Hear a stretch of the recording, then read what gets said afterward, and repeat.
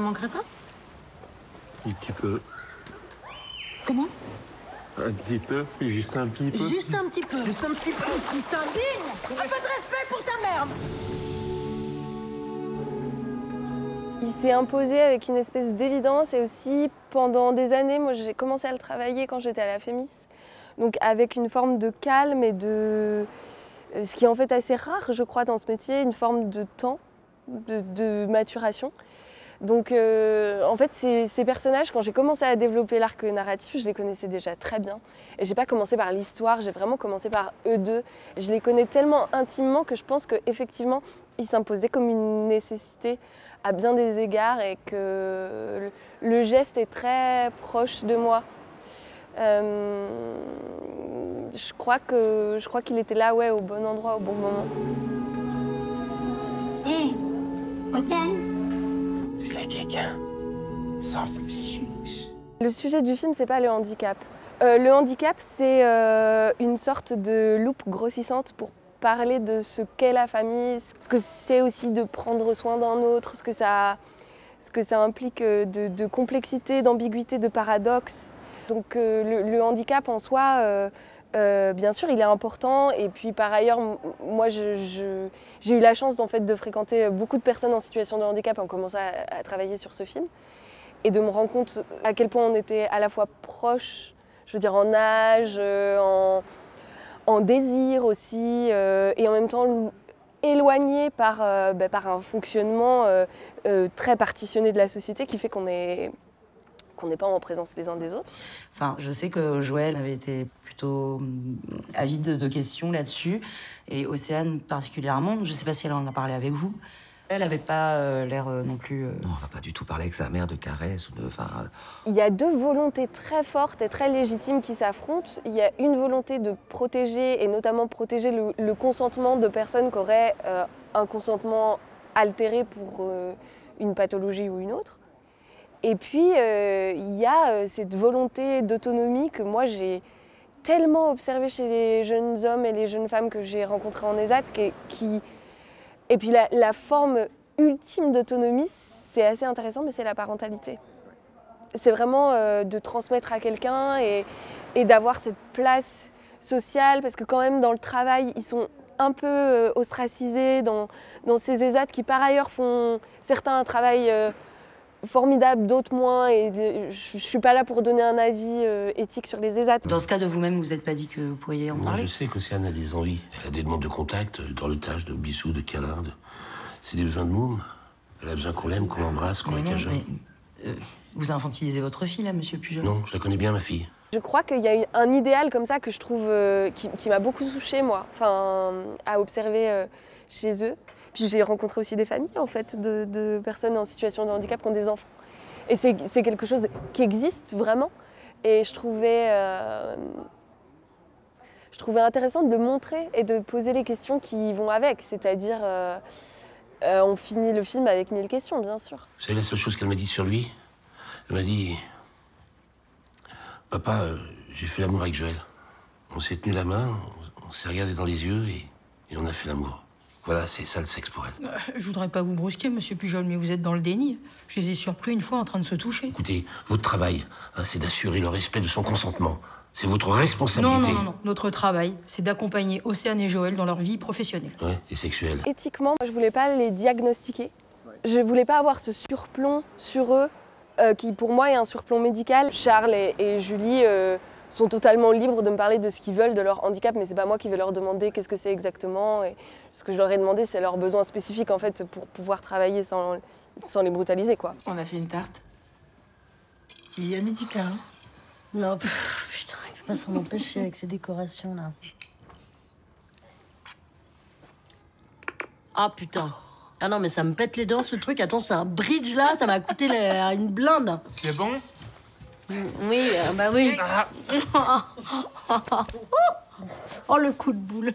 Le handicap, il est souvent représenté via la trisomie 21 en France. Enfin, quand je parle de handicap, je parle plutôt du handicap intellectuel et cognitif, qui a vraiment des spécificités qui sont magnifiques.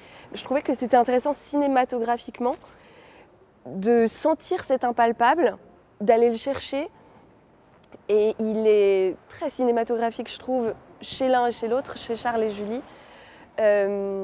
Effectivement, dans une élocution, dans une façon de marcher, dans une façon de regarder, de buter éventuellement sur un mot. Enfin, c'est des choses qui sont de l'ordre du sensible. Et comme le film, il travaille beaucoup ça, il travaille beaucoup le sensible. Et c'était une recherche que j'avais vraiment envie de mener avec eux. Pour toi, t'as l'air triste. T'as pris ça où, Joël? C'est les parterres de l'immeuble. Mais non. Je voulais que le film soit aussi drôle, parce que moi je suis toujours frappée. Enfin, quand je rencontre des gens qui ont des particularités cognitives ou intellectuelles, parfois je trouve que c'est hyper drôle de voir un adulte opposer des réactions inattendues au monde, quoi. Et qu'on peut vraiment rire, pour le coup, ensemble Non, vraiment avec eux, pour le coup. Parce que je trouve qu'il y a des choses, mais d'ailleurs, il y a une forme de recul chez beaucoup d'entre eux. Enfin, je veux dire, ils sont comme vous et moi, ils se rendent bien compte parfois qu'ils sont un peu décalés. Et ça, je trouvais qu'il fallait pas l'effacer par une pudeur excessive. Ou par la volonté d'être politiquement correct. Je voulais aussi qu'il y ait des choses dures qui puissent se dire, parce que le champ sémantique du handicap, c'est quand même beaucoup celui de l'euphémisme. C'est vrai que pendant un temps, quand je faisais mes recherches, je me rendais compte que je singeais un peu les gens des institutions et je disais vie affective, vie sexuelle. Je disais, mais à un moment, j'ai rencontré une femme qui travaille dans les institutions et qui m'a dit, mais tu sais, Anne-Sophie, tu peux parler d'amour et de sexe. Et je me suis dit, mais évidemment, en plus, le film parle d'amour et de sexe, il ne parle pas de vie affective et de vie sexuelle. Joël.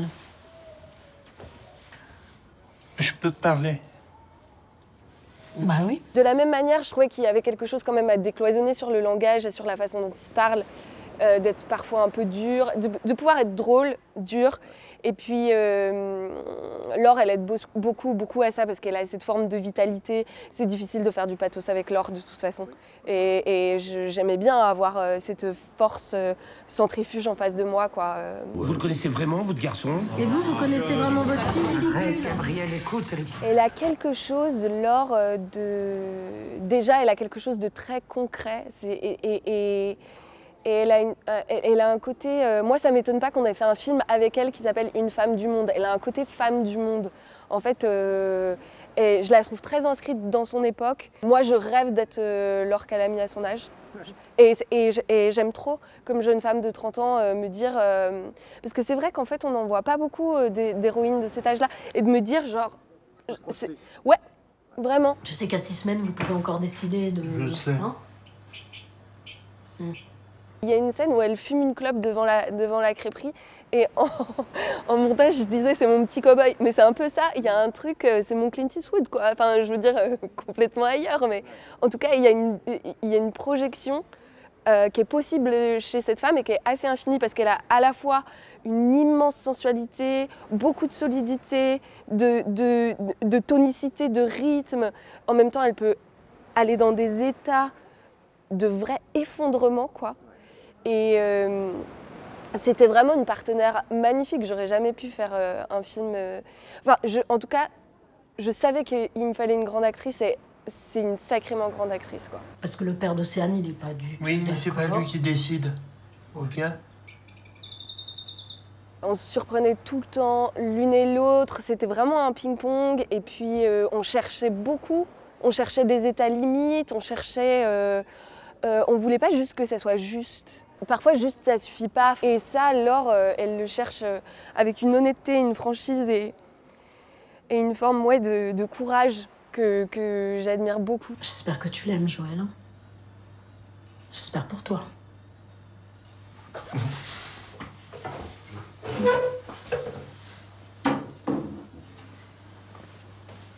En fait, je savais, et ça a été quelque chose qui a été très vite dit avec mon producteur, qui a très vite été à bord avec cette idée. Enfin, c'était même vraiment un prérequis quand on s'est rencontrés. Je lui ai dit, par contre, je veux pas que ce soit un acteur valide qui singe un handicap, etc. Après, je voulais pas non plus choisir ces ces acteurs en fonction de leur handicap, j'aurais trouvé ça atroce aussi. Donc il fallait trouver... voilà, moi je savais que je voulais un acteur en situation de handicap qui vive ça dans sa chair et qui puisse voilà, donner quelque chose de l'ordre de ce que Charles donne. Je ne savais pas que je le cherchais, mais je le cherchais. C'est-à-dire quelque chose d'un peu accidenté, de fragile, d'unique, quoi. Et je savais que j'étais d'accord pour le chercher soit avec des acteurs professionnels en situation de handicap, parce qu'il y en a, soit en recherchant ce qu'on appelle des natures. Tu m'aides pas, hein, Joël, vraiment. Et ben toi non plus. Concrètement, j'ai vu des garçons professionnels en situation de handicap et en ESAT, qui sont les environnements de travail où travaillent Joël et Océane dans le film. Et je suis arrivée à un choix entre 2 garçons. Et là, Laure m'a fait la gentillesse de venir travailler avec les 2. Et en fait, il s'est passé quelque chose entre Laure et Charles qui était vraiment de l'ordre du physique. Ils se sont pris dans les bras et Laure aime pas ça d'habitude. Et elle m'a dit, mais là, j'ai senti que je pouvais tellement y aller. Il y avait un espèce de truc. Et j'ai la photo de ce moment. Et c'est vrai qu'il y a quelque chose dans la position des corps qui ment pas du tout. Putain, mais tu crois quoi, Joël? Hein? T'as réfléchi 2 secondes? Tu veux faire l'adulte? Mais réfléchis aux conséquences, putain! Tu crois que c'est ton petit coup dans les chiottes de l'ESAT, là? Ça va être ils vécurent heureux, ils eurent beaucoup d'enfants? Mais ça va pas, non? Espèce d'imbécile! Réfléchis un peu! Tu crois que c'est facile, peut-être? Charles, lui, il est acteur, hein. Il est formé en tant qu'acteur. Certes, il est porteur de handicap, mais par ailleurs, il joue, quoi. Et il joue beaucoup des choses que Joël expérimente. Il vit pas le monde comme Joël, c'est pas la même personne. C'est un vrai jeu. Ouais. Et puis Julie, par contre, je l'ai rencontrée en atelier d'improvisation des actes. Julie, c'est une vraie nature, mais qui joue aussi. Et ouais, on est parti du même principe, c'est-à-dire qu'on travaillait vraiment par paire. J'ai d'abord travaillé la paire Mona-Joël et ensuite la paire Joël-Océane. Océane, vous avez fait l'amour pour avoir ce bébé? Oui. Vous en aviez envie? Oui. Oui. Et là, vous venez me demander... Je voulais qu'on parle de... Une interruption de grossesse, ça peut être encore avec des médicaments, c'est pas vieux cette histoire. Ça va pas être traumatisant. Julie, quand je l'ai rencontrée, elle avait même du mal à dire un mot, quoi. Elle tremblait et tout. Et la dernière séance de travail, on a fait plusieurs séances de travail, des séances de travail où j'étais vraiment dans l'impro, je donnais des situations, un petit peu plus de texte, etc. La dernière séance de travail, elle avait la scène de la gynéco. Et on l'a lu ensemble. Charles était là et ma directrice de casting était là. Et juste, Julie l'a lu. Je me suis retournée vers ma directrice de casting, Sandy. On était les 2 en larmes. Et je me suis vraiment dit, parce que c'était d'une simplicité totale, hein, je veux dire, c'est juste ben voilà, cette jeune femme qui assure l'effectif respect de son consentement, c'est des choses assez simples. Mais c'était tellement ancré que physiquement, ça nous a fait un truc de malade. Et donc, en fait, assez vite, le trio était trouvé, quoi. Il y avait quelque chose... En fait, ça a mis beaucoup de temps de recherche, mais une fois qu'ils étaient... Ils étaient parfaitement accordés ensemble, quoi. Mais différents, très différents tous les 3, dans leur fonctionnement. Et ça, c'est pas une question qui s'adresse à moi, Madame Pujol. Océane, votre maman, elle s'inquiète pour vous. C'est normal. Elle vous aime, elle vous a vu grandir, elle a envie que ça se passe bien. Mais c'est à vous de me dire, cette grossesse, vous voulez que ça s'arrête? Non. Pour moi, c'est clair. Il y a beaucoup de menaces qui sont proférées en souterrain dans le film. Il y en a 2 qui sont très importantes et très concrètes, qui sont le retrait de la garde et la transmission d'un handicap, qui sont les 2 fantômes qui accompagnent ces 2 personnages. Ce que je voulais, c'était déjà leur laisser la possibilité d'avoir ce moment magnifique. Moi, il se trouve qu'en documentaire, j'ai filmé des naissances. Et même la naissance la plus imprévu, je dirais même un déni de grossesse qui se passe pas très bien et tout ça, il y a quand même un moment qui se passe qui est de l'ordre de l'extraordinaire, quoi. Et par ailleurs, ces deux personnages-là le veulent, cet enfant, et je voulais qu'ils aient leur moment d'extraordinaire et qu'on finisse là-dessus. Après, effectivement, l'épée de Damoclès est au-dessus de leur tête. T'arrêtes ça tout de suite, hein. Je fais ce que je veux, ok? Tu fais ce que tu veux? Non, tu fais pas ce que tu veux. Tu fais pas ce que tu veux, d'accord? Hein? C'est quoi ce que tu veux? Si tu veux, tu nous fous la honte là devant tout le monde. Si tu veux, tu vas faire un gosse. Si tu veux, tu vas en Antarctique avec, peut-être. Parfois, il y a des gens qui me disent on est quand même tellement soulagés à la fin que l'enfant soit pas handicapé. Et je suis là, mais où est-ce que vous avez vu ça? Parce que comme quoi on peut projeter. on projette, ouais, mais bien sûr, on projette. Et d'ailleurs, moi, je trouve que c'est une chose qui est arrivée avec la jeune femme qui joue la sage-femme sur le film et que j'ai gardée. Mais je travaille toujours à moitié en improvisation. Enfin, je fais des improvisations guidées un peu. Et à un moment, elle lui dit vous tenez sa tête. Et la maman de Joël, Mona, juste avant, lui dit justement qu'il avait du mal à tenir sa tête. Et je me souviens que quand c'est arrivé, je me suis dit, bah voilà, tout est dit. En fait, il va falloir qu'il tienne sa tête et on ne sait pas si c'est parce qu'il est tout petit ou si c'est... Et pour moi, j'avais vraiment besoin de cette ouverture. Je voulais surtout pas donner un diagnostic sur cet enfant et qu'on se dise que ce soit une bonne ou une mauvaise nouvelle l'un ou l'autre, en fait. C'est juste là, c'est des vraies questions qui nous sont posées comme société de est-ce qu'on veut trier les individus? Enfin, c'est des questions qui sont énormes, quoi. Ouais, complètement. Et cette fin, avec sa simplicité, elle pose ces questions-là. C'était pas un accident. Ah bah écoute. Bah vraiment, alors là, je suis ravie. Oh, je suis ravie, vraiment. En plus, c'est planifié, quoi. Putain, c'est merveilleux. Merveilleux. Waouh, apothéose, là. Il y a un endroit où, avec les comédiens, on parle le même langage, déjà. J'ai pas peur d'eux. Et moi, j'ai plein de mes camarades réalisateurs qui ont peur des acteurs. Et je me rends compte que ça, quand même, c'est une grande chance d'avoir manipulé cette matière-là avant. Et de ne pas être terrifié face au langage qu'il faut avoir et tout. Moi, j'ai l'impression que je joue avec mes acteurs. J'ai pas trop l'impression que je les dirige. J'ai l'impression que je joue avec eux. Je me souviens de scènes très très intenses où j'arrivais, où j'étais dans un état catastrophique en leur parlant, mais parce que j'avais besoin d'impulser cette énergie-là. Puis je sais pas, c'est comme quelque chose qu'on aspire, quoi.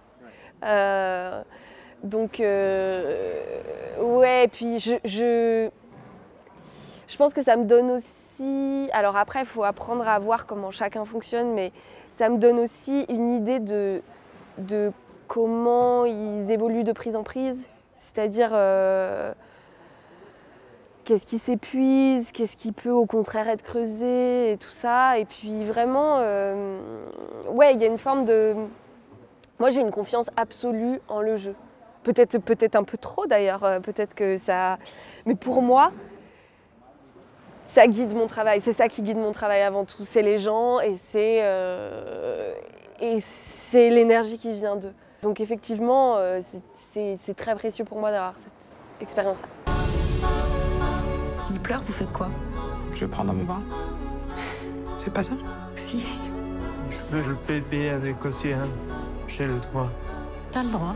J'avais une phrase en leitmotiv qui était « C'est l'histoire de Mona qui regarde Joël jusqu'à ce que Joël lui rende son regard ». Et c'est vrai que ça nous a beaucoup guidés.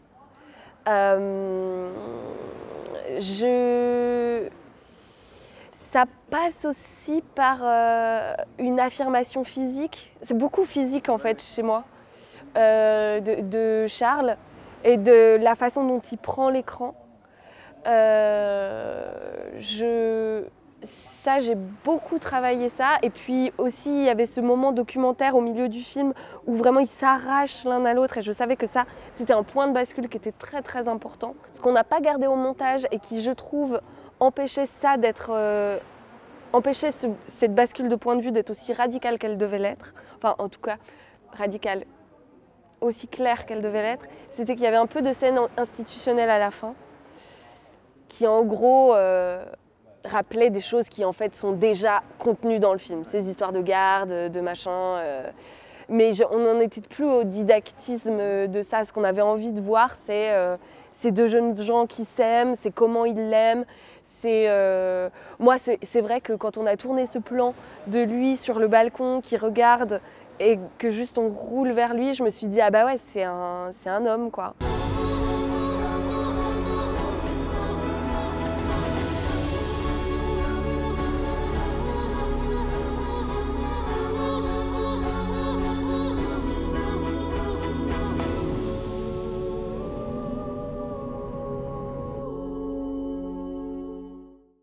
Moi, ce que j'ai adoré dans ces premiers jours de tournage, il y a eu 1000 problèmes, évidemment, c'était la nature du truc, quoi. Mais ce que j'ai adoré, c'est que j'avais écrit une lettre à Charles et à Laure en leur disant « On va chercher ces personnages seuls dans la foule, et ça, pour le coup, c'est vraiment une super façon de les rencontrer. » C'est-à-dire qu'on était en très longue focale, ils étaient loin de nous. Parfois, je ne pouvais même pas leur parler. Il fallait que je fasse un tour de place pour... Et en fait, je les regardais presque comme... C'était ornithologique, quoi. Je veux dire, ils évoluaient. Et c'était une super façon de rencontrer ces personnages, quand même, de les voir dans une foule traversée de plein de choses. Donc ouais, je m'en souviens très très bien. Et c'était très chaotique, mais c'était quand même assez incroyable.